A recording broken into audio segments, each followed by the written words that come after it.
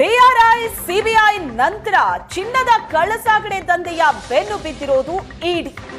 ಬೆಂಗಳೂರಿನ 8 ಸ್ಥಳಗಳ ಮೇಲೆ ಇಡಿ ಅಧಿಕಾರಿಗಳು ದಾಳಿ ನಡೆಸಿದ್ದಾರೆ.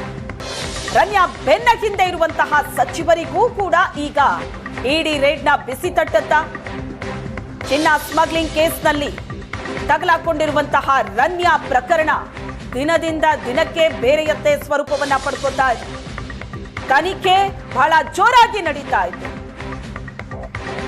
ಅನೇಕ ತನಿಖಾ ಸಂಸ್ಥೆಗಳು ಈಗ ಈ ಪ್ರಕರಣದ ತನಿಖೆಯನ್ನ ಕೈಗೆತ್ತಿಕೊಳ್ತಾ ಇದೆ. ಬೆಂಗಳೂರಿನ 8 ಸ್ಥಳಗಳ ಮೇಲೆ ಇಡಿ ಅಧಿಕಾರಿಗಳ ದಾಳಿ.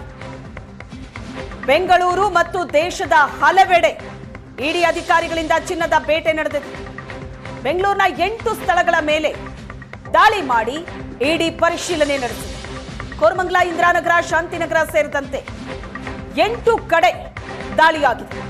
ರನ್ಯಾರಾವ್ ಲಾವೆಲೆ ರಸ್ತೆಯ ಮನೆ, ಜತಿನ್ ಅಪಾರ್ಟ್ಮೆಂಟ್ ಮೇಲೂ ಕೂಡ ದಾಳಿಯಾಗಿದೆ.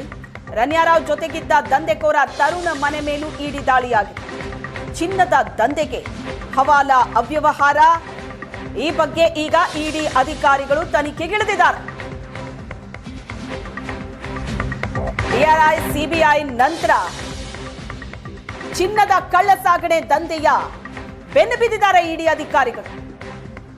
ರನ್ಯಾ ಚಿನ್ನ ಸ್ಮಗ್ಲಿಂಗ್ ಪ್ರಕರಣ ಎಲ್ಲ ಆಯಾಮಗಳಲ್ಲೂ ತನಿಖೆ ಆಗ್ತಾ ಇದೆ. ಇದನ್ನ ಕೇವಲ ಒಂದು ಪ್ರಕರಣವಾಗಿ ಪರಿಗಣಿಸಿಲ್ಲ.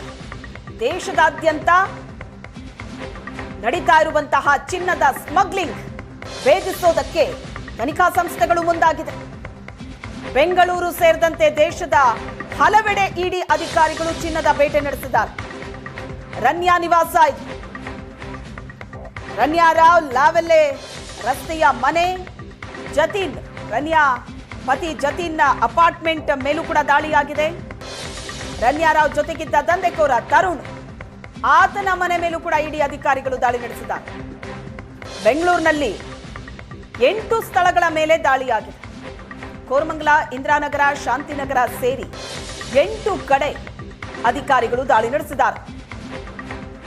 ಚಿನ್ನದ ದಂಧೆಯಲ್ಲಿ ಹವಾಲಾ ಅವ್ಯವಹಾರ ನಡೆದಿರೋ ಅನುಮಾನ ಕೂಡ ಇದ್ದು ಇಡಿ ಅಧಿಕಾರಿಗಳು ತನಿಖೆಗಿಳಿದಿದ್ದಾರೆ. ಒಂದ್ ಕಡೆ ಈ ಪ್ರಕರಣದ ತನಿಖೆ ಬಹಳ ಜೋರಾಗಿ ನಡೀತಾ ಇದೆ. ಈ ಪ್ರಕರಣದಲ್ಲಿ ಮತ್ತಷ್ಟು ಮಾಹಿತಿಯನ್ನ ಅಧಿಕಾರಿಗಳು ಕಲೆ ಹಾಕ್ತಾ ಇದ್ದಾರೆ.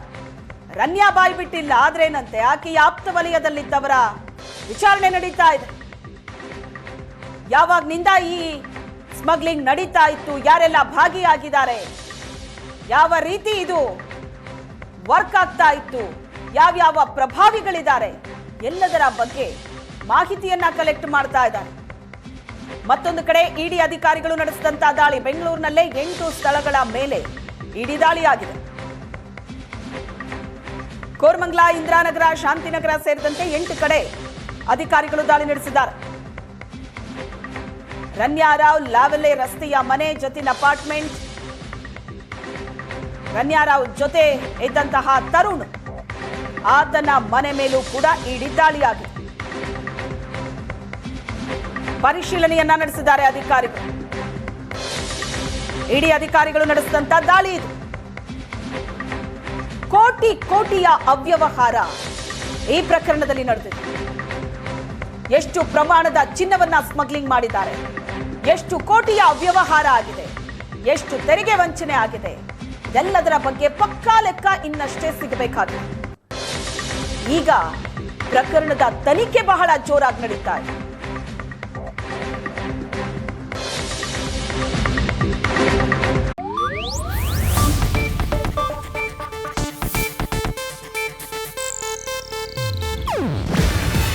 ಇದು ಏಷ್ಯಾನೆಟ್ ನ್ಯೂಸ್ ನೆಟ್ವರ್ಕ್ ಪ್ರಸ್ತುತಿ. ನೀವು ನೋಡ್ತಿದ್ದೀರಾ ಏಷ್ಯಾನೆಟ್ ಸುವರ್ಣ ನ್ಯೂಸ್.